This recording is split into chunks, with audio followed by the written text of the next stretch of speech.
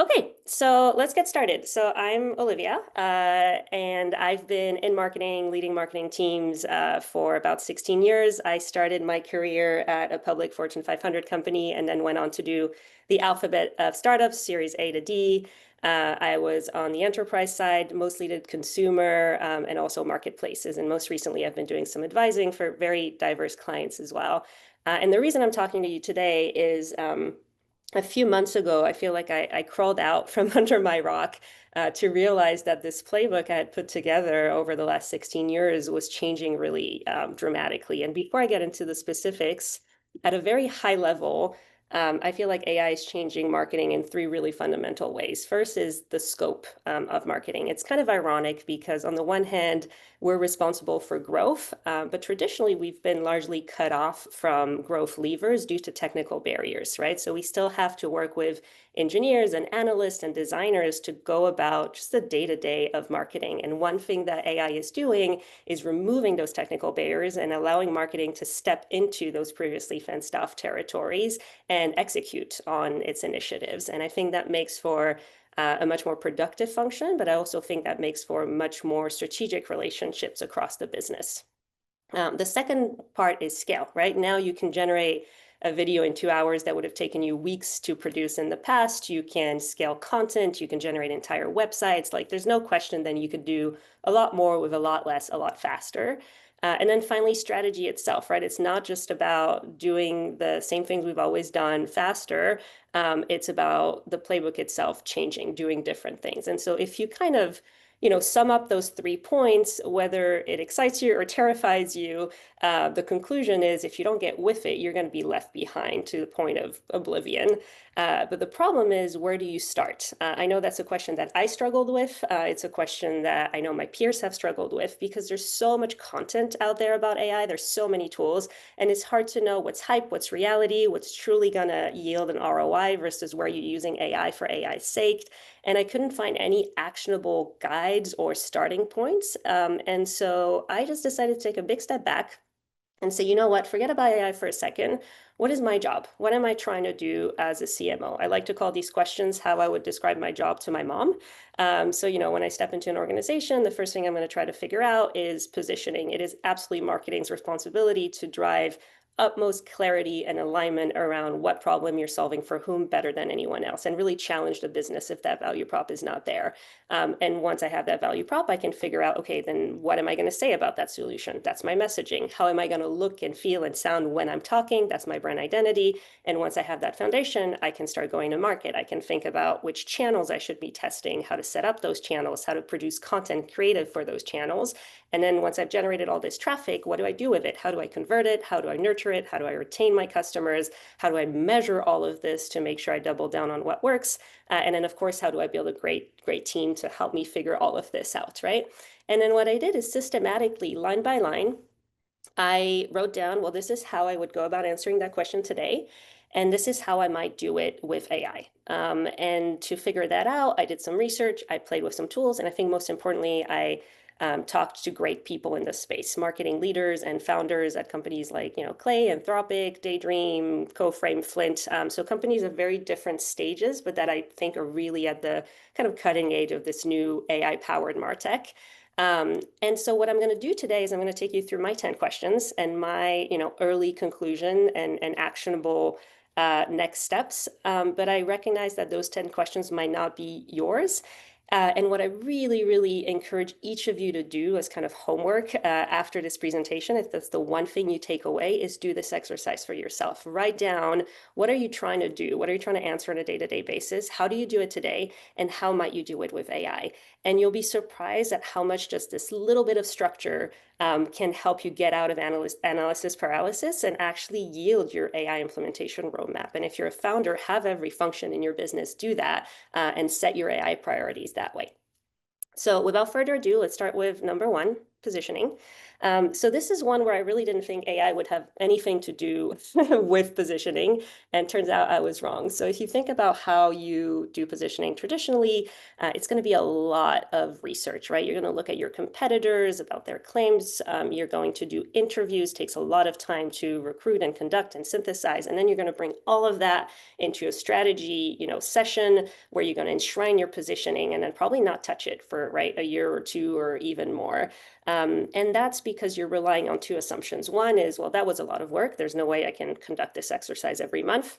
And two, the market around me is just not changing that fast. And those two assumptions are being challenged really heavily by AI. One, it is now so much easier to conduct research, so you do not have an excuse not to.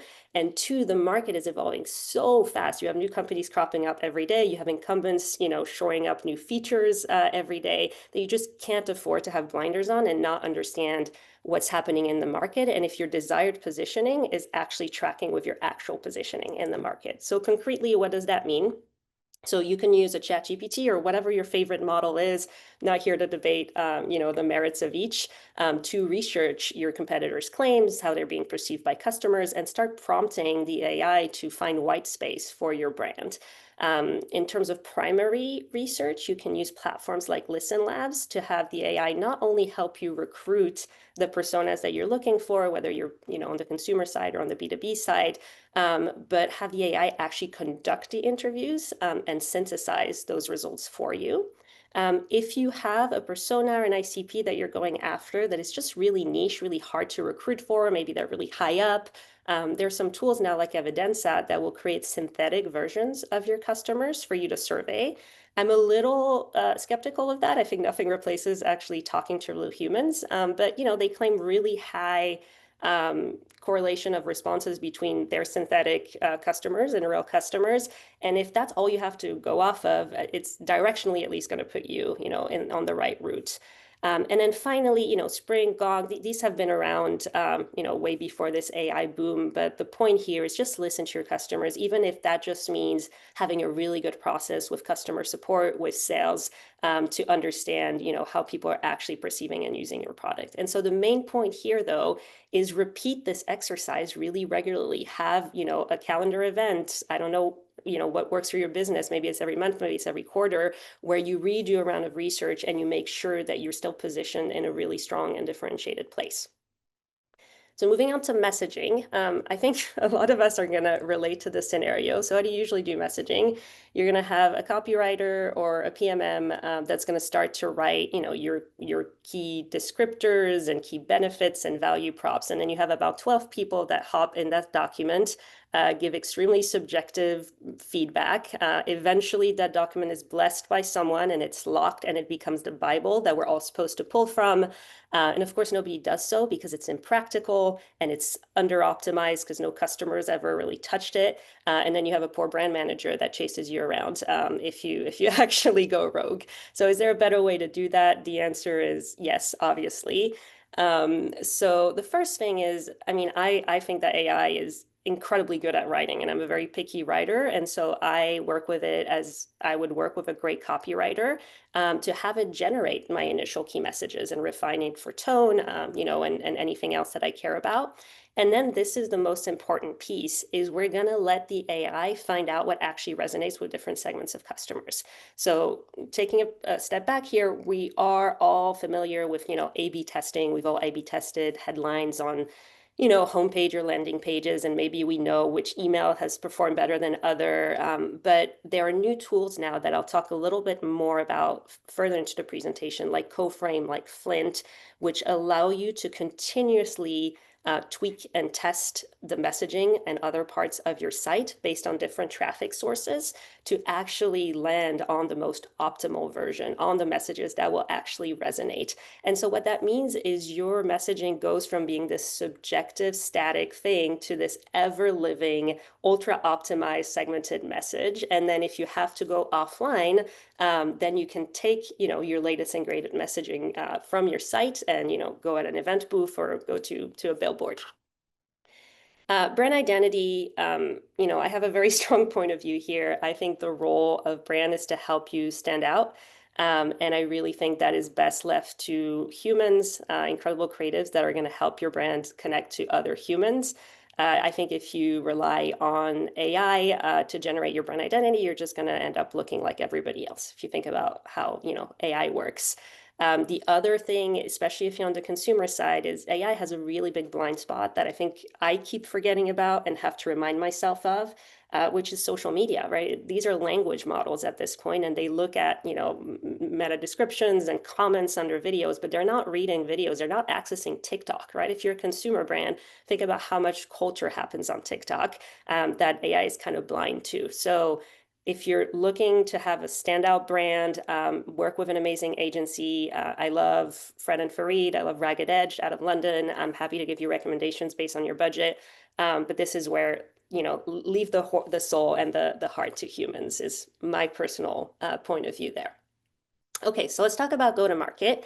So I'm going to chat a little bit about, these kind of 6 channels and how AI is changing them, and I think what are, concrete next steps that you can be taking. And I'm going to start with search, or, obviously that's the really, really big one. I don't think I'm teaching anybody anything there when I'm saying there's a really big paradigm shift that is happening right now. So it used to be about ranking, getting traffic to your site, and then having an opportunity to convert that traffic, to now making sure that you directly surface into the conversational AI, right? So it's moving from a pull to your site to a push to the AI. And it's a very big mindset shift, especially for marketers who are so used to clicks, right? We love to count clicks and measure everything in terms of clicks, but now impressions into the AI chat become a lot more important, and understanding what kind of growth these impressions are going to yield. And we'll talk about that in the measurement section. So what should you do to really start transitioning your function from SEO to GEO? That's the acronym I use. There's a million ones. GEO stands for Generative Engine Optimization. The first thing is actually don't ditch your SEO.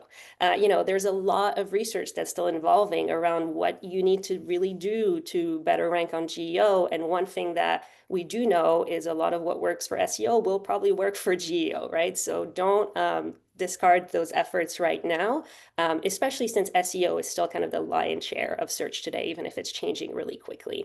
The second thing is start monitoring your AI presence if you're not doing that today. So you can use tools like Scrunch AI or Profound to understand how you're showing up for careers you care about, how your competitors are showing up, what is the sentiment of those conversations. And the reason you want to do that is that this then allows you to systematically fill the gaps. That becomes your roadmap of kind of geo implementation. So why did my competitors show up and not me? Maybe they have this content page that I do not have that I need to create. Maybe they have this backlink I need to go get. Maybe it's showing up through a third-party website that I need to reach out to. So you can use platforms like AirOps to scale your content production. You can work with a team like Daydream. I personally love them. And by the way, I'm not affiliated with any of the tools and agencies I'm mentioning today. So these are very from the heart, genuine recommendations. So Daydream is just an amazing team. They really know their stuff with SEO, GEO, and they can help you from strategy to execution. So tell them I said hi. The other thing you might want to do is optimize your site for AI. You know how we had to do all this SEO hygiene type of stuff on our sites? You can now do this, geo hygiene. And Scrunch AI actually has a waitlisted feature to help you do that. And last but not least, you have to really rethink your content strategy. So you have to think about producing content that is middle to bottom of the funnel and not top of the funnel. So let me give you an example. If you guys are familiar with Wise or TransferWise, that's a company that basically helps people send money in different types of currencies across the world. They had a very successful SEO strategy where you would type into Google, what's the conversion rate between dollars and euros, and then you would have a link, and that was a Wise page that you would click on, and it would give you that currency kind of conversion. And while you were there, they were like, hey, are you actually trying to send some euros? We can help you, right? Opportunity to convert.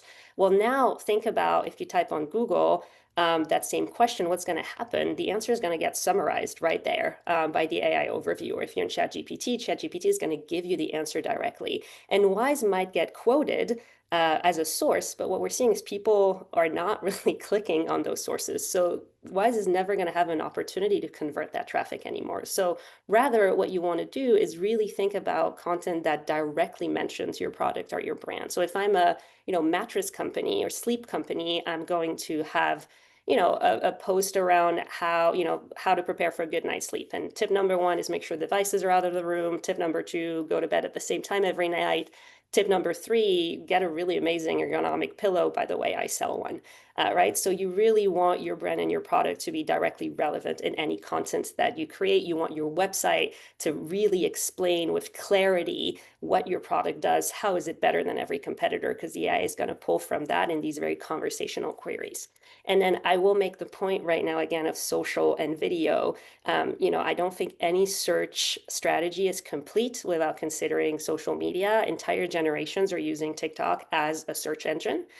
So we have to also make sure we break out of our text-only world and think about how we include video in our strategies. Paid search, that is obviously also changing dramatically just because search itself is changing dramatically, but it's a little more unclear, where that's going to land. So honestly, the best advice I can give you right now is just stay really closely informed.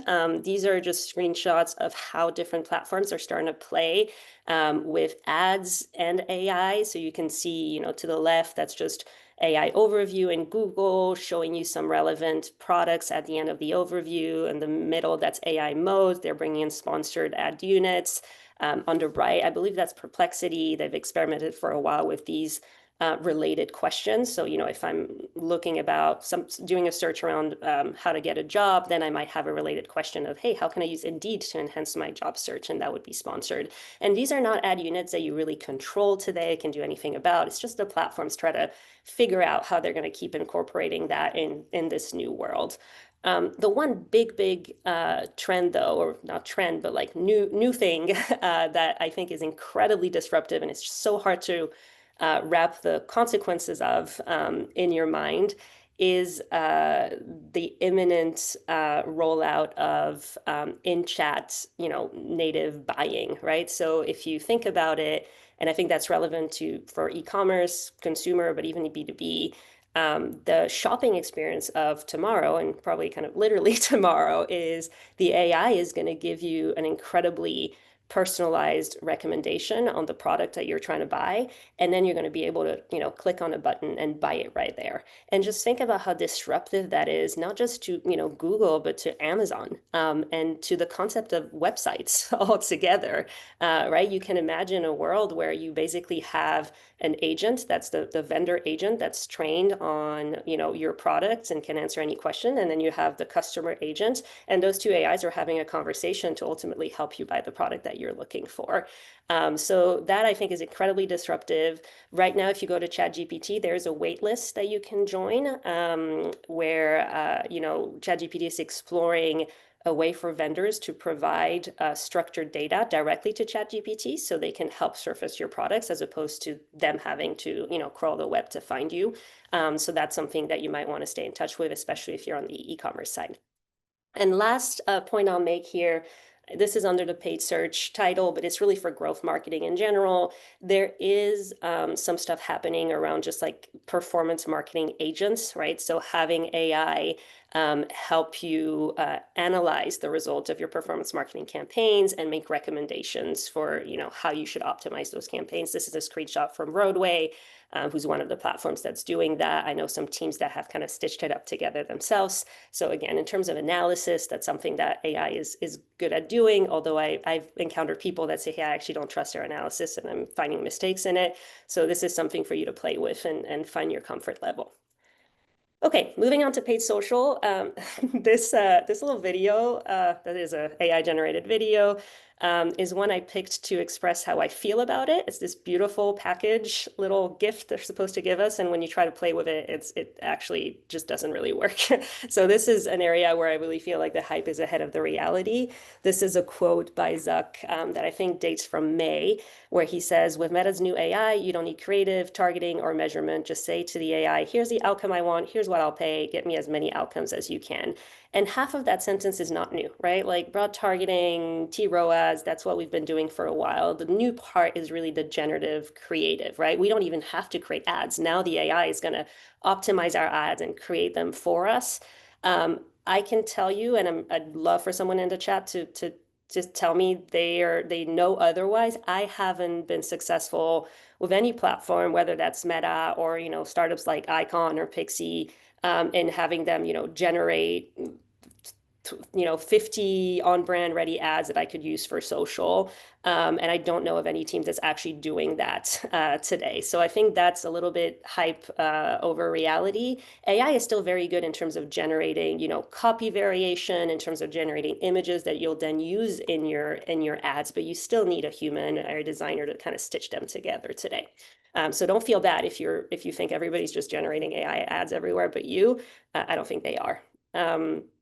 And since we're on the topic of social, uh, you know, organic social, whether that's kind of a LinkedIn content strategy, whether that's your Instagram feed, you can tell, I think, when when brands are putting that on autopilot, they're letting ChatGPT just come up with their content calendar.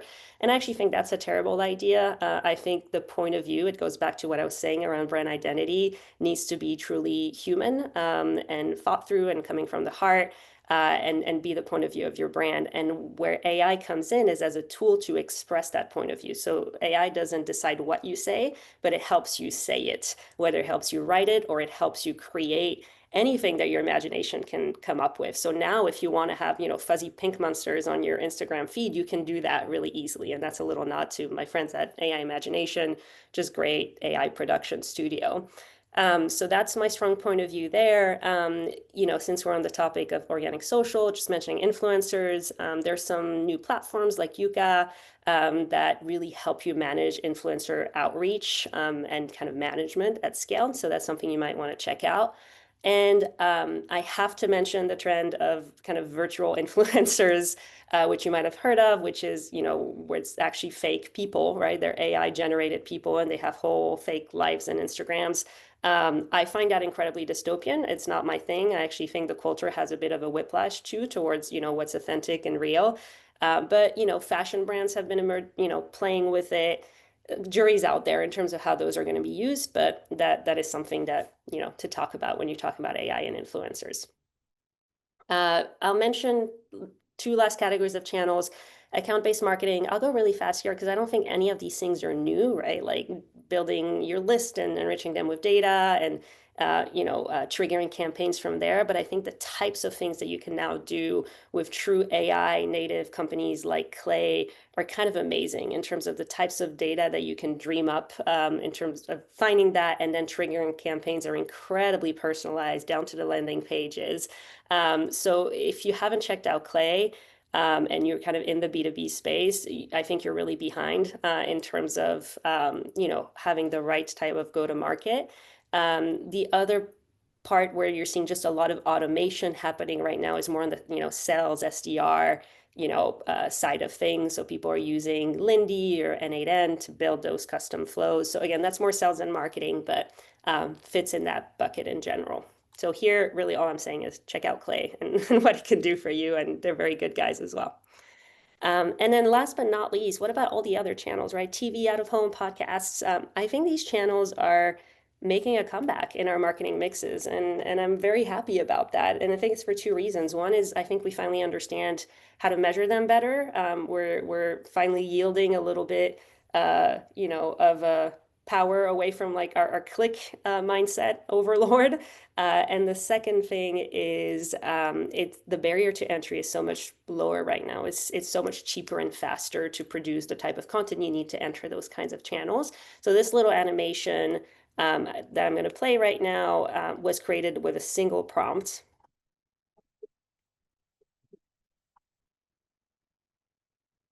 And I just think that's really cool, right? And that's not hype, that's reality. You can do that with single prompts. However, if you were to look at that prompt, it's kind of half a page prompt, it's very technical. And I've tried to make videos on AI and, half of the time they end up looking like the box that I had on the social media page, right? So it's very possible to do that, but it still takes it takes skill, right? It takes mastery of those tools.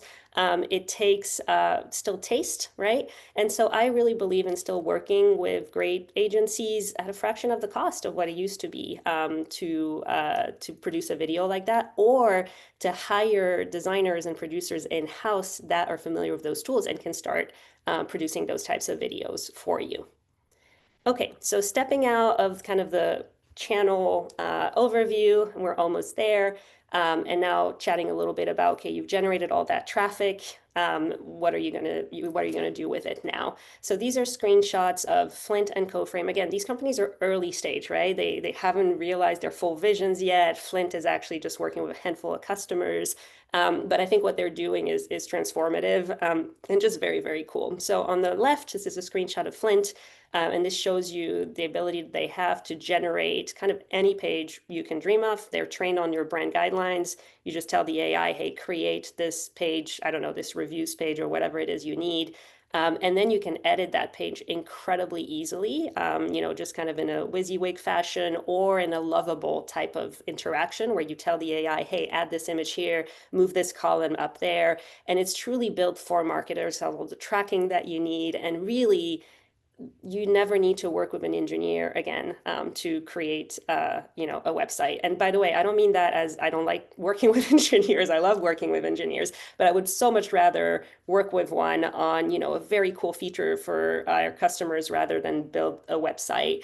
Now I can do it myself, right? And then to the right, this is a little screenshot stole from CoFrame, which shows this kind of auto growth ability that I talked about. So once they generate your site, they're going to keep testing variants using kind of a multi-arm bandit type of approach. And I'm not a statistician, but it goes much faster than your traditional A/B testing to land on your most optimal variant. So check them out. I think that's really kind of the future there. And then lifecycle marketing, I think that's even earlier and kind of harder to grasp, but where it's going is really cool. If you think about, our traditional lifecycle marketing campaigns, we have very crude, large buckets of segmentations. Maybe it's just by like stage of the journey. And then you end up with all these huge sprawling, complex manual flows that are a nightmare to like edit and report on. And what some companies like Questera or Neon Blue are trying to do is actually shift a paradigm to right user, right content, right time. And what that means is when someone lands on your site, we're going to have a little bit of information about them. Maybe it's just, their traffic source. But as you interact with them, whether it's a lead form or, a number of communications, you're going to start getting a picture of who this person is, who Kyle is. And if Kyle prefers to have videos over images, and if Kyle prefers SMS as the best, channel, and you're going to let the AI basically decide what's the best content for Kyle, as opposed to having these very generic, flows. So this is, again, I think a very emergent, field, but a very interesting one that I think AI is going to completely change as well. I'm going to talk about measurement and team, and then we're going to opening up to questions. So measurement, this is not really a Gen AI topic. This is more like machine learning, but I am very passionate about it. I think a lot of us are still overly reliant on attribution, despite the fact that, it's not just imperfect, it's kind of broken. If you think about it, most users are untrackable now with privacy policies on Apple devices and, cookie banners. The second thing is many channels just don't fit in that kind of click-based mindset.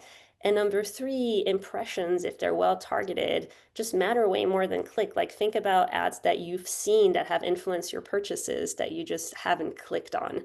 And so how do you do this better?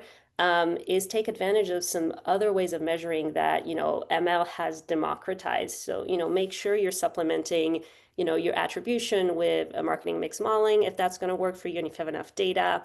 I'm mentioning Parmark here. They're good friends. They really help with all things marketing measurement, so they can help you with anything I'm discussing on this slide, really. The most important part, if you're not already doing so, and if you are doing so, just do more of it, is running incrementality tests, right? So for those who are not familiar, it's going, for example, in a specific geography, and spending in a given channel, generating impressions in a given channel, and then comparing that geography where you ran the channel with a geography that's comparable where you didn't, and actually understand what was the true incremental effect of your marketing. And so that's stuff that you can now do a lot more easily than you used to be able to. And that helps you re-embrace some of these brand channels that have been orphaned out of this kind of attribution type of mindset. Keep using marketing analytics to optimize within a channel, keep using Heidi How, but again, just try to be a little less tethered to clicks and think a little more holistically and broaden your marketing mix a little more as well. And last but not least, team. I'm not going to have like an org chart of what I think, the new AI marketing team looks like, mostly because I think it's still early and also because, I don't know, in my 16 years of marketing, I've always had teams that look different because the companies you're at need different things. But at a high level, I mentioned it earlier, this is a time to really rethink your relationship to other functions. Again, if you don't need an engineer to build your website, what can you work on together? If you don't need a PM, that you partner with to do growth experiments on your site, can you guys think about, where you want to take your product next? And if your designer doesn't need to design every ad you're doing, can you guys really think about how your brand is going to stand out? So there's really a reshaping of contours of like the scope of marketing relative to other functions. And I think the technology is getting there. And I think the organizational mindset is going to be a bit slower. It's going to feel uncomfortable. It's going to feel like territory lines are shifting. And I really hope that people don't think of it that way and try to collaborate, together for the good of the business. The second thing is, I'm mentioning a lot of tools, a lot of agencies, and I think it actually makes sense, right? In a world where everything is changing so quickly, for me, it makes sense to work with the people who are at the cutting edge of that until I figure out what's really working for me and then what I want to decide to bring in-house. So that's just my mindset. I think it makes sense to kind of try all these different tools and agencies before you build them. And that can add up. That can feel like a lot of budget, but try where possible to think of it as ROI, right? So if you're going to work with a Daydream on GEO, well, think about the growth that they might be able to bring you, and can you justify the budget that way? If I'm talking now about specific roles, this is just my personal take on some of the classic and emerging ones. I think PMM is more important than ever. It's kind of the positioning thing that we talked about at the beginning, allowing marketing to just be less tactical because it's easier to execute on stuff now and be really, really strategic and really creative, which is where the creative director becomes also more important than ever in my mind. Those two roles are really what are going to set apart, in my mind, your marketing organization. Then I mentioned this, like I would get someone in-house, an AI designer or producer that knows how to use AI tools to generate visuals, videos that you can use across all of your channels. I think that's a game changer. Content strategy, geo managers. So that's going to be someone who's not a writer. And by the way, writers and copywriters, I love them. I think they belong in that creative section. But on the GEO side, this is someone who has a real point of view on your brand, knows what you want to say, understands GEO, and is going to use AI platforms to write at scale. And then finally, kind of AI marketing ops, go-to-market engineers, kind of, a rec you're seeing more and more, especially on the B2B side. And those are people that are going to help you implement tools like Clay or design custom workflows. Clay, as powerful as it is actually pretty complex to use because it has so many features. So it's good to have this new kind of technical marketer, basically, that's emerging that knows how to play with all these AI tools. So this is a little summary of kind of everything I talked about right now. So you can kind of look at it, the kind of the CMO job to be done, the degree of AI disruption, and how you might be able to take action. So I'm going to leave that up and opening up for questions. But thank you so much for listening to me. Oops. I said I was going to leave that up and I lied. Sorry, guys. I don't think I can see your question and leave that up, but thank you for the emojis. Okay, let's look at the Q&A. Awesome. Lots of great questions already funneled in. For any of you that have questions, definitely feel free to drop them in and upvote others. That's how we're going to figure out what order we answer these in. So first up, we have a question that's moving up the charts via Zena. I'm hoping I say that right. And Zena asks, prompts are so important. in using AI, and even just thinking about the example you shared with the box and the one-shot prompt, and how much of a difference that made. Olivia, what do you suggest is the best way to learn how to prompt creatively and effectively? Because it seems like that is such a make or break thing Yeah. in this whole Yeah. exercise. Absolutely. So I think, and it's funny because prompting has evolved too. Like the tips that people would give you about prompting a few months ago, I think are not really the same you're going to hear now. The best tip is using, a separate AI like a Chat GPT and have that AI write the prompt for for your VO3. So you'll go to Chat GPT and basically tell it that, you're looking to create this kind of video. You can even give it an example and tell them to write the prompt for you, and then you can transfer it over to the other tool. And when it's not quite working, you can go back to ChatGPT and have it, help you debug. But as far as like, exact structured prompt, you can look at examples. I'll try to find and post on my LinkedIn the prompt behind the IKEA video, and it shows you the extremely detailed in terms of like, in terms of like set the stage, here's the lighting that I'm looking for here. They're very cinematographic types of prompts, which goes back to my advice of, work with someone who actually knows how to use a real camera and knows what light is, and they'll be able to translate it into the AI. Amazing. Just imagining the chance to become a director. Um, awesome. Our next question comes in from Beth, who earlier in the session asked about agents, but then later on in the session amended the question a little bit to ask about agents versus other types of AI tools, and how do you think about using one group versus the other in your workflows? Hmm.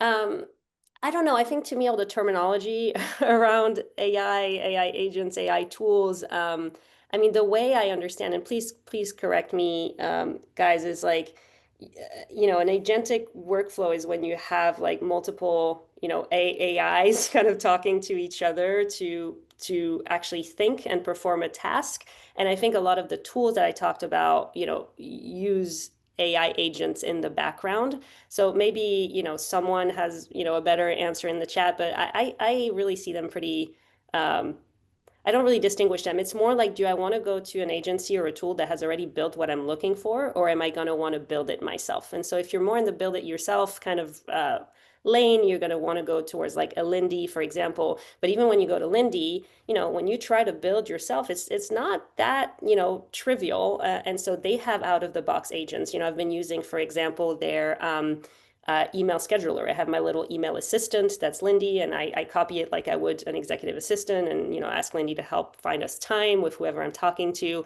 and that's a pre-packaged agent that I can use. So I think to me it's just more, do you want to build? Do you want to use something that's already built for you? I tend to go with the already built for me because it gets pretty technical. Awesome. We have a bunch of flavors of questions related to AI powered solutions for various challenges that you talked about. Mhm. And one question that comes in from Tina is about whether you found tools that help with brand tracking or measurement with brand awareness over time. Mm.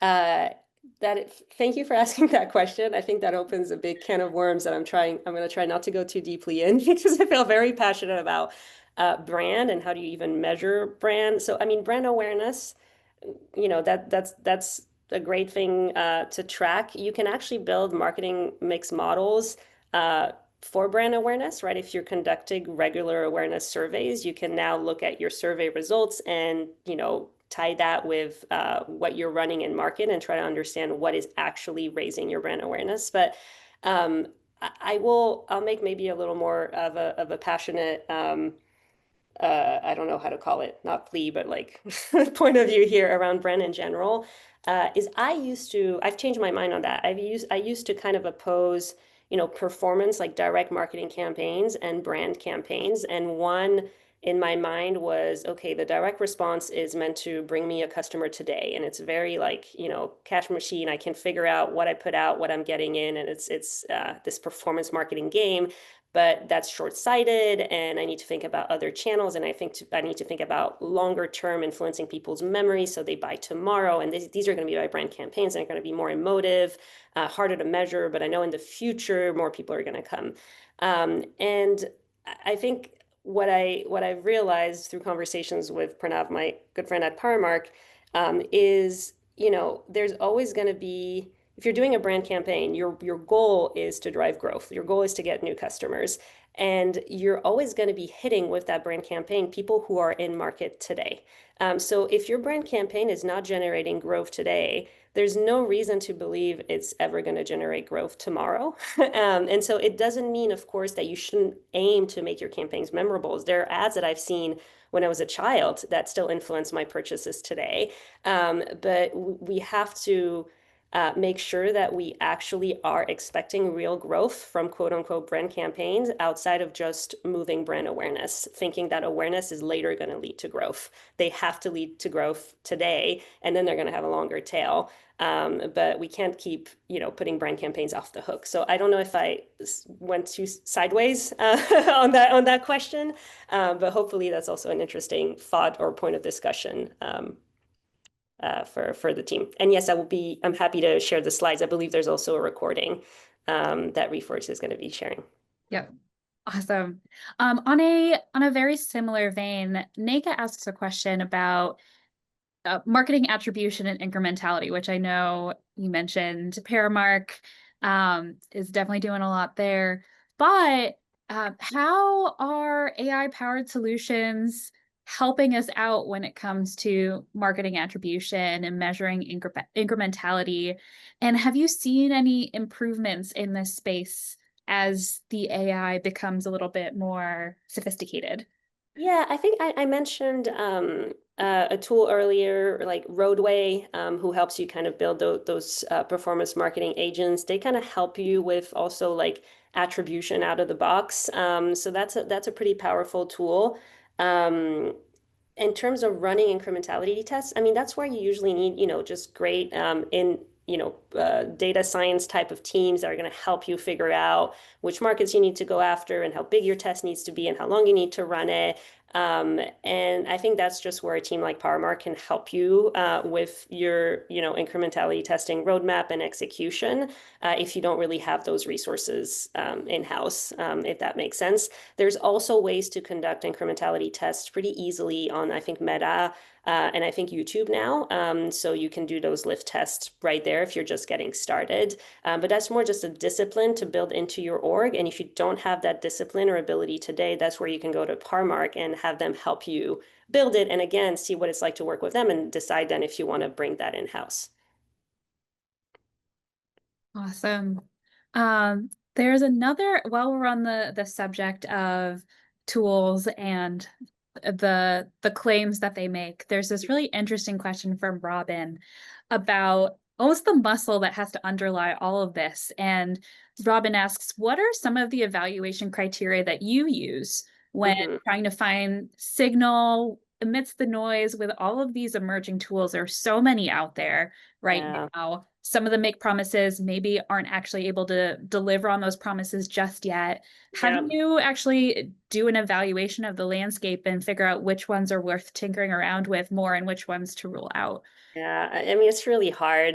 There's so much like AI washing right now. I mean, you see every company that even is like 10 years old, you go on their site and they're like, the AI, and it's just like, wait, I don't know if what you are using is truly AI, if you're just tacking it on. Um, I I really believe in so first of all, it goes back to this exercise. Like go back to what matters to you, like where are you trying to move the needle? Write down, this is what I'm trying to do, this is how I'm doing it today. Okay, now let me go and search for tools that can help me do what I'm trying to do, as opposed to let me just search for AI tools for the sake of AI tools, and then evaluate if it can help you solve your problem, faster, cheaper, better than you're doing it now. And to do that, I really think nothing replaces talking to those companies, seeing actual demos, getting hands-on. And usually you get that wow effect, right? You look at a Flint demo and you're like, oh my God, I can just generate a web page like that and edit it like that. And so I think it's really just reaching out to the companies that you find through your research or some of the companies that I've mentioned and starting to get demos and starting to play with them. I really don't have a grid that I go through. I'm just trying to figure out if I can do it faster, better, cheaper. Faster, better, cheaper. That's a great grid. Awesome. There's another interesting question that's coming in via Ashir, and Ashir asks about how you've been seeing AI implementation impact the team structure and honestly how teams operate. And even just anything you can share there about what you're seeing, perhaps even what you think might continue to trend. Yeah, would love your thoughts. Yeah. I think this is what I mentioned around.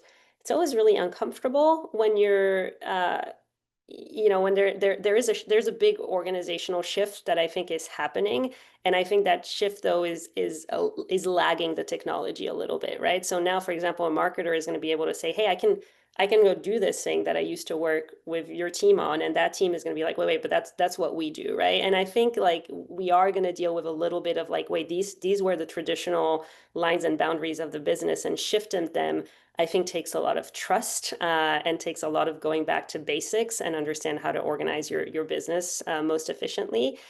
So I don't have like a specific org chart that I would recommend. I would just really recommend you go back to your basics and your jobs to be done, and then you make a case internally of like, this is how I'm going to get this done most efficiently. And by the way, there's a lot of that I can run with myself. That means it frees up X number of hours of resources from this other team. Here's what I'd really like to work with this other team on.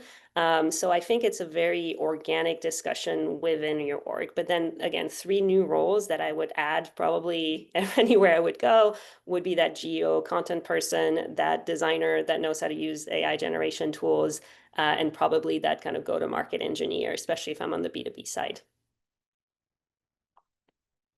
Awesome. There's one here that I don't fully understand, so I'm going to read it verbatim. And it comes from Naharika, who asks whether you've experimented with integrating Gong or Outreach with GPTs to monitor the effectiveness on the messaging that you frame and to essentially build feedback loops in, I'm guessing, how effective your messaging is. Yeah, I have not. It looks like maybe you have. And so I would actually love for you to kind of share in the chat what you found there, but no, I've not played with it. Awesome. There's a question from Tony, which I always love these sorts of questions, especially for someone that's been immersing themselves in this space, is what sources of information do you follow to keep on top of AI, these trends, how other folks are using them? Are there any recommendations you have for the rest of us? Yeah, there are a lot of, good like newsletters and podcasts. The Lenny podcast is one if you're in growth, that's really good. I mostly troll LinkedIn a lot. So I will, as I'm in LinkedIn and posting about AI and reading about AI and engaging with AI content, I find that it just feeds me more content about people who talk about it. And so I learned that way, and then I start following them. And so for me, it's just an organic, just get involved in LinkedIn, like look at who's posting about AI and saying interesting things and follow them. And then you'll find, the algorithm will find you with more AI content. And so I kind of like to let the news come to me that way, as opposed to, hey, I got to read these like 6 newsletters or listen to these podcasts. But that's a very personal style of learning. So of course, do what matches you. There's another question here that I'm really excited to feed you because I feel like it'll be right up your alley. Neelam asks about a personal voice and point of view, and really the art versus the AI-ness of it all. And Neelam asks, how do you make sure that your personal voice is heard online in the midst of all the AI content creation? I'm going to insert my editorial here, AI slop. Mhm. There are definitely content creators that maybe have done this really well before and are still excelling, but others are struggling. Do you have any advice for someone in this position? Yeah, I mean, I think you're already ahead if you're asking that question. It goes back to what I was saying around, keep a true point of view and human brain and use AI to help you think. I'll use it to refine my thinking, ask it some question, do my research, and then you can also use it. I personally don't because I think by writing, but you can also then use it to help you write for you. But I think you naturally see when people thought and have truly original ideas versus when they put their content on autopilot through, a chat GPT or AI. So I really think like true human creativity and point of view shines through so much more than it ever did through this AI slop. And all you have to do is keep thinking and actually put your real thoughts forward and don't think much further than that, and you're already going to be ahead. And there's a great post, I'll find it as you feel the next question, someone I follow who talks a lot about how they use AI and have a great post about exactly this question. So I'll try to find them right now, but keep going. Well, I'm personally going to take that away as the affirming takeaway from today. Um, Yes. Keith asks a question about a whole other can of worms, no click search. And it seems like it is a situation that is evolving, continues to evolve. Um, I believe Keith's phrase was the genie is out of the bottle when it comes to no click search and attribution related to it. Yeah. But do you have any thoughts or advice there based on what you're Yeah. thinking? Yeah, again, this is super uncomfortable because we love our clicks and we love to think that we know exactly, what a user journey was that led to this particular purchase. And the truth is we didn't really before, and we know even less now. And especially when it comes to search, I want my product and my brand now to be surfaced in AI summaries, in ChatGPT, and Perplexity. And so what I'm going to want to measure is my impressions. I'm going to want to understand how much am I being mentioned on these platforms, and then I'm going to try to infer whether or not that is kind of leading to growth. And so that's something again that you have to put your kind of AI monitoring on to understand what your impressions are. And you have to de-wed yourself from clicks completely. Maybe not completely. I understand where they're helpful to optimize within a channel. But I really think, the Airbnb example that predates AI. But if you guys remember during the pandemic, Airbnb cut more than half of its performance marketing spend because it was doing budget cuts during COVID. And I think the dip on its traffic was maybe like 2%. And they had very smart performance marketing teams, and they had gotten to the place they were by following blindly, an attribution logic versus incrementality test. If they had tested, going dark on these channels for a little while, they would have realized it's actually not driving what they thought it was driving. And conversely, there might be podcasts, there might be just search impressions, there might be organic type of activities that do not generate click but are generated a ton of growth. And so that just goes back to this incrementality testing, to really understanding impressions and to try to map that somehow back to performance. And it's easier said than done. And that's again where I like to build with a team. I like to work with a team that does that every day. So again, truly do not have any affiliate relationship with Paramark. I just think we keep talking about measurement, which is why I keep mentioning them.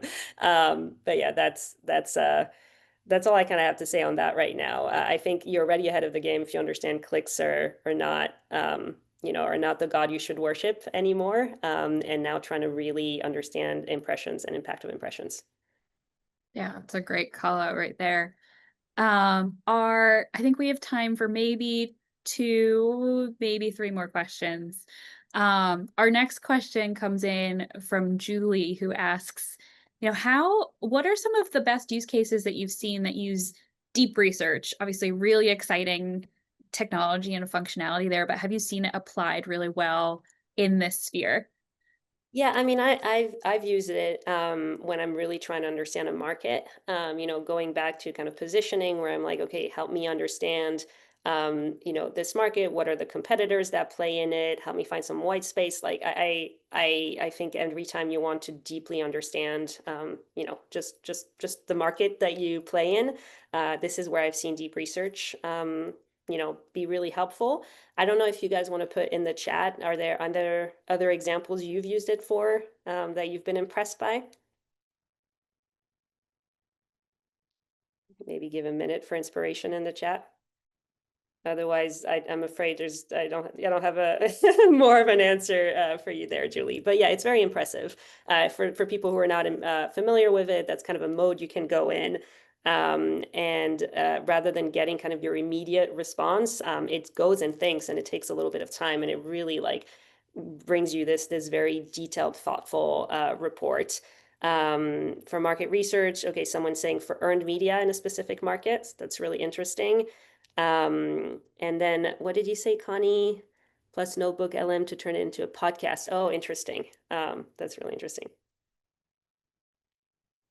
I love these examples. Um, Amazing. While other folks are chiming in, we have time for one more question, and I think this is a great one to end on. Beatrice asks, which of these areas should we start with if we're just starting out working with AI? What's easiest, most ready to be adopted? Where would you start if you were starting anew? Oh gosh, I probably failed in my presentation, given that that's our ending question, because that's really, again, that's really where I didn't know where to start, and I had to go back and understand what was like what I was trying to solve, and then I think, I mean, out of these 10 questions, they're equally important to me, and some of them are less broken than others. So I think I would go, I mean, if you're gonna focus somewhere. I don't know what business you're in, obviously, but organic search, you got to figure that out. Measurement, you got to rethink that, beyond clicks. Content generation, making sure that you're not producing videos and content the old way because you're wasting time and money. So I think these are, the highest areas of disruption. If I very quickly share my summary screen here, if you guys bear with me for a second. So this is really where I have my little, fires. Sorry, getting there is where I feel like the disruption is highest, and that's where I would start. So things like, how you do geo, AI-powered account-based marketing, how you do creative production, how you think about website generation and optimization, how you rethink about your team, positioning with all this research stuff, messaging by being able to generate those messages. So all of these are being really disrupted pretty heavily, and I think you just need to tackle them on, but you need to have a bit of a roadmap. You need to understand why you're going there, in what order, and eventually you'll you'll kind of cover everything. Amazing. Again, I think that was a really helpful and very tactical note to end on. I always love ending with well, what do I do now? Yep. Well, from before I hand it back to you to Olivia to say your closing, I just want to say a big thank you on behalf of all of us for taking the time to share these insights. I thought it was super valuable, and it seems like folks agree just based on the engagement and number of questions. Yeah, so Olivia, I'll hand it back over to you for any Yeah, closing no, words. I'm so grateful you guys joined. I try to learn all the time, so please, find me and let's keep talking. Um, yeah, thanks for this great community and this great stage.